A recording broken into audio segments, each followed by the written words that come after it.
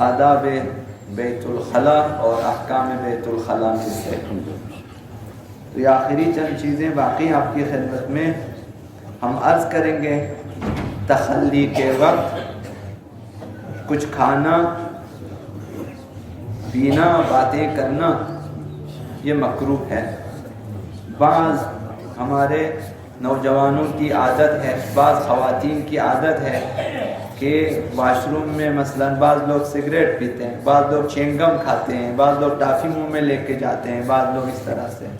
تو wash room میں کھانا پینا جب تخلی کے وقت انسان بیٹھا ہو تو یہ چیزیں ٹھیک نہیں ہیں، اور اسی طرح باتیں کرنا بھی تخلی کے وقت مکروہ ہے، کراہت ہے، انسان کے لیے اجر و پاداش کم ہو جاتی ہے۔ تو واش روم میں نہ موبائل کا استعمال کرے، نہ سگریٹ نوشی کرے، نہ نسوار کشی، اور نہ ہی ایک دوسرے سے باتیں، اور نہ ہی کچھ کھائیں پیئیں۔ یہ واش روم ایسی جگہ ہے کہ جہاں سے مختلف بیماریاں لاحق ہو سکتی ہیں، لہذا حتی الامکان کوشش ہونی چاہیے کہ زیادہ دیر بھی نہ بیٹھیں، سر کو بھی ڈانپیں اور باتیں بھی نہ کریں۔ اب جو چیزیں مستحب ہیں وہ انشاءاللہ پھر عرض کریں گے، ان میں ذکر خدا مستحب ہے کہ خدا کا ذکر کر سکتے ہیں، اور اسی طرح دائیں ہاتھ سے طہارت کرنا مکروہ ہے۔ چھوٹے بڑے مقام کو دائیں ہاتھ سے پاک کرنا، پانی ڈال کر دھونے کے لیے دائیں ہاتھ کا استعمال کراہت رکھتا ہے۔ بعض جگہوں پہ مطالعہ کیا ہے کہ حتیٰ کہا گیا ہے کہ براہ راست اپنے ہاتھوں سے مثلاً جو ہے پاک نہ کریں، بلکہ پہلے پتھر یا مٹی وغیرہ سے، مثلا آج کل بہتر ہے ٹیشو وغیرہ ہیں تو پہلے ٹیشو سے صاف کریں پھر پانی سے، تاکہ یہ آپ کا ہاتھ براہ راست نجاست تک نہ پہنچے۔ یہ انسان کے لیے بہتر ہے۔ البتہ یہ کام بھی ہونا اگر کر سکیں اپنے واش روم میں کہ ٹیشو وغیرہ رکھیں اور اس سے پہلے صاف کریں اور اس کے بعد ہاتھ سے اور پانی سے پاک کریں، تاکہ ہاتھ براہ راست آلودہ نہ ہو جائے۔ یہ بعض جگہوں پہ ہم نے مثلاً پڑھا ہے۔ تو یہ دائیں ہاتھ کا استعمال زیادہ مکروہ ہے اس حد سے، کہ یہ کھانے پینے وغیرہ وغیرہ کے لیے اس ہاتھ سے استفادہ کیا جاتا ہے۔ تو لہٰذا حتماً کوشش کریں کہ بائیں ہاتھ سے طہارت ہو، اور اس سے بھی بہتر ہوگا کہ اگر دستانے وغیرہ کا استعمال کریں یا مثلاً طہارت سے پہلے ٹیشو وغیرہ کا استعمال کریں۔ اور تیسری چیز یہ کہ کھڑے ہو کر پیشاب کرنا مکروہ ہے۔ یہ انگریزوں کا سکھایا ہوا طریقہ ہے کہ ان کے اکثر مقامات پہ یہ اسی طرح کے واش روم بنے ہوئے ہوتے ہیں کہ کھڑے ہو کر پیشاب کریں اور جائیں۔ یہ اسلام میں مکروہ ہے۔ حضرت آقا رسول خدا صلی اللہ علیہ وآلہ وسلم نے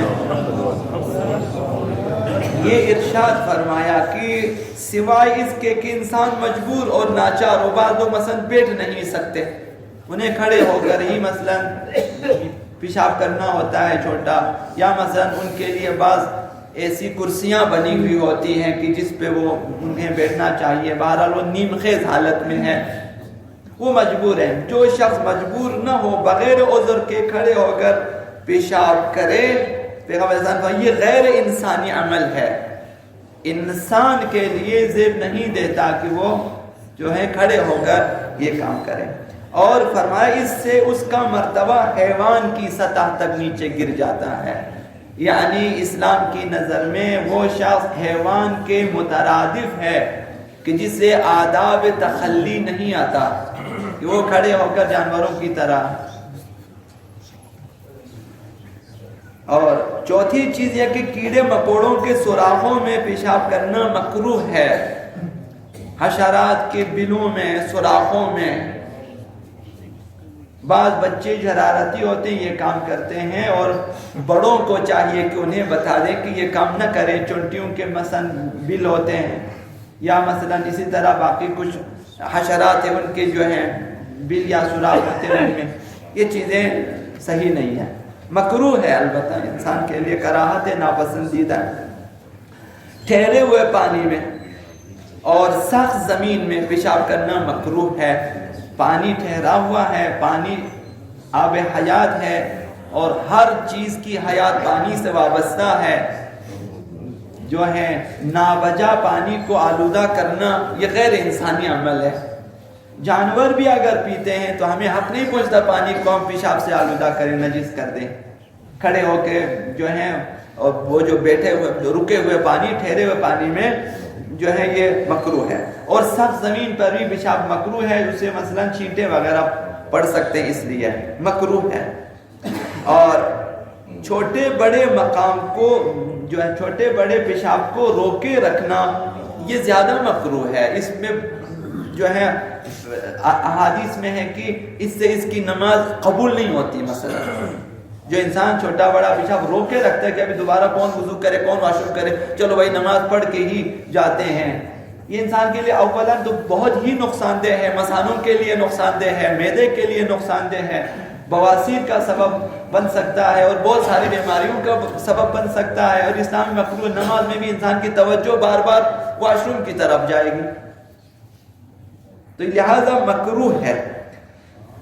اور ایک اور حدیث مبارکہ عرض کریں گے آخر میں، حضرت آقا رسول خدا صلی اللہ علیہ وآلہ وسلم نے ارشاد ایک مسلمان ہونے کے ناطے، البتہ یہ خواتین کے لیے زیادہ فرمایا کہ خواتین کے پیغمبر اسلام نے ایک مومنہ خواتین کو چاہیے کہ اہل بیت کی ان باتوں پہ توجہ دیں، فائدہ ہوگا، نقصان نہیں ہوگا۔ پیغمبر اسلام نے فرمایا با ایمان خواتین کو حکم دو، با ایمان خواتین کو حکم دو کہ ٹھنڈے پانی سے طہارت کریں۔ با ایمان خواتین کو یہ حکم دیں کہ ٹھنڈے پانی سے طہارت کریں، چھوٹے بڑے مقام کو دھو لیں اور اس پر مصر رہیں، اصرار کریں، یعنی اس پہ سختی سے عمل کریں کہ ٹھنڈے پانی سے طہارت کریں، کیونکہ ٹھنڈا پانی مقام پیشاب کو بہتر پاک کرتا ہے، پیغمبر اسلام نے فرمایا، اور بڑے پیشاب کے مقام سے بواسیر کو دور کر دیتا ہے۔ اب کل عرض کیا زیادہ دیر تک واش روم میں بیٹھنے سے بواسیر کا خطرہ ہے، اگر ٹھنڈے پانی سے طہارت کریں تو پھر بواسیر کا خطرہ ٹل جاتا ہے۔ تو اگر وہاں جراثیم ہیں بواسیر کے، ٹھنڈے پانی میں یہ شفا ہے۔ البتہ یہ طہارت کے لیے بیان کیا، پینے کے لیے ٹھنڈا پانی زیادہ مفید نہیں ہے، نیم گرم پانی پینے کا حکم ہے۔ تو ابھی سردیوں میں اگر زیادہ سرد ٹھنڈا پانی ہو تو کم از کم اس حد تک اس کو گرم کریں کہ اس سے مثلا آپ کے لیے تکلیف نہ ہو۔ زیادہ گرم ہو تو یہ جو ہے مناسب نہیں ہے طہارت کے لیے۔ زیادہ پاکیزگی چاہتے ہیں تو پانی کو ٹھنڈا رکھیں طہارت کے لیے، البتہ با ایمان خواتین کے لیے جو ہے پیغمبر اسلام نے یہ فرمایا۔